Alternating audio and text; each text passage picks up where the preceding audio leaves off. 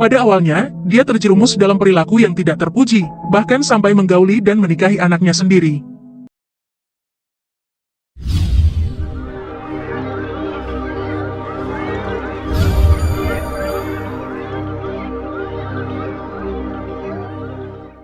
Pada suatu ketika Abdullah bin Mubarak tengah menjalani ibadah haji di Hijr Ismail, sebuah peristiwa luar biasa membekas dalam ingatannya.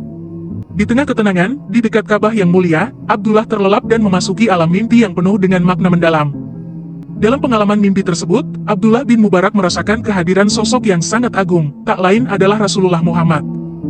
Rasulullah muncul dalam mimpi dengan pesan istimewa yang ditujukan khusus untuknya. Beliau menyampaikan, ketika kamu kembali ke Baghdad, singgahlah di kampung ini, temui seseorang bernama Bahram al-Majusi, sampaikan salamku, dan beritahu bahwa Allah meridhoi perbuatan yang telah ia lakukan.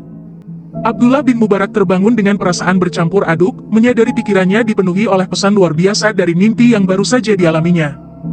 Ia awalnya merasa ragu dan mencurigai, bahwa pesan tersebut mungkin berasal dari setan, seperti yang sering terjadi ketika mendapatkan mimpi yang tidak terduga. Meskipun tengah mendalami kehusyukan beribadah, kelelahan yang begitu mendalam menjalar, hingga ia akhirnya terlelap kembali dalam tidurnya. Di dalam mimpinya yang kedua, pesan yang sama datang kepada Abdullah bin Mubarak, tidak hanya sekali, melainkan 3 kali. Rasulullah menyampaikan pesan yang sama pada setiap mimpi Abdullah, menegaskan bahwa ini bukanlah sekadar mimpi biasa, melainkan sebuah pesan yang jelas dan tak dapat disangkal. Ketika Abdullah bin Mubarak akhirnya benar-benar terjaga dari tidurnya yang kedua, pikirannya telah berubah. Ragu-ragu yang sebelumnya menghantui hatinya telah hilang. Ia menyadari bahwa ini adalah panggilan dari Rasulullah sendiri, dan ia harus mematuhi pesan tersebut. Dengan keyakinan yang kuat, Abdullah bin Mubarak berhasil menyelesaikan ibadah hajinya, dan siap kembali ke kota Baghdad. Meski tidak mudah, kepulangan ke Baghdad menuntutnya menempuh perjalanan panjang, melintasi gurun pasir dan menghadapi berbagai rintangan. Setelah perjalanan yang melelahkan dan penuh tantangan, Abdullah bin Mubarak akhirnya tiba di kampung yang muncul dalam mimpinya.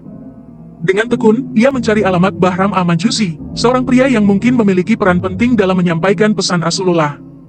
Di sudut kampung yang sederhana, akhirnya ia bertemu dengan seorang pria tua. Dengan penuh harap Abdullah bertanya, "Apakah kamu Bahram al-Majusi?" Laki-laki tua itu dengan tenang menjawab, "Iya, aku adalah Bahram al-Majusi." Abdullah bin Mubarak merasa lega telah menemukan orang yang dicari, tetapi misinya baru saja dimulai. Abdullah menanyakan kepada Bahram al-Majusi, "Apakah kamu pernah melakukan amal baik di sisi Allah?" Dengan penuh kebanggaan Bahram menjawab, "Iya, aku pernah memberikan hutang kepada orang sejumlah 10 dirham, dan aku berhasil menagihnya sebanyak 11 dirham. Dalam pandanganku, ini adalah perbuatan baik." Namun, Abdullah dengan bijak memberikan pencerahan, itu adalah perbuatan haram dan dilarang dalam agama. Bahram pun terdiam, menyadari bahwa apa yang dianggapnya sebagai kebaikan ternyata tidak sejalan dengan nilai-nilai agama. Abdullah kemudian bertanya lagi, "Apakah ada perbuatan baik lainnya yang kamu lakukan?" Bahram mencoba untuk menjawab, "Ya, ada, aku memiliki 4 anak perempuan dan 4 anak laki-laki. Kemudian aku menikahkan masing-masing 4 anak perempuanku dengan 4 anak laki-lakiku." Abdullah dengan tegas menyatakan, "Itu juga perbuatan haram. Apakah ada perbuatan baik selain itu?" Bahram al-Majusi, yang semakin menyadari kesalahannya, berusaha mencari tindakan baik yang dapat membuatnya bangga. Dalam ketidakberdayanya, Bahram mengungkapkan, "Ya, ada. Aku memiliki seorang putri yang sangat cantik. Namun, aku merasa sulit menemukan seorang pria yang setara dengannya. Akhirnya, aku memutuskan untuk menikahinya sendiri, dan mengadakan sebuah pesta mewah pada malam tersebut, yakni malam pertamaku dengan anakku." Pada malam yang bersejarah itu, lebih dari 1000 orang Majusi hadir untuk merayakan momen tersebut. Abdullah bin Mubarak mengungkapkan, itu juga perbuatan yang haram dan sangat dilarang dalam agama. Abdullah menggelengkan kepala, menyadari bahwa dari semua perbuatan yang dianggap baik oleh Bahram, ternyata tidak ada satupun yang memenuhi standar untuk mendapatkan ridho Allah dan salam dari baginda Rasulullah. Abdullah melanjutkan pertanyaannya, "Wahai Bahram, apakah masih ada kebaikan lain yang pernah kamu lakukan?" Dengan serius, Bahram tampak tengah merenung, berusaha mengingat setiap tindakan baik yang pernah dilakukannya. Tak berapa lama kemudian, Bahram pun mulai berbagi kisahnya saat ia bertemu dengan seorang wanita muslimah. Bahram al-Majusi memulai ceritanya, "Pada malam hari di mana aku menjimak anak perempuanku itu, seorang wanita muslimah menyalakan obornya lewat oborku.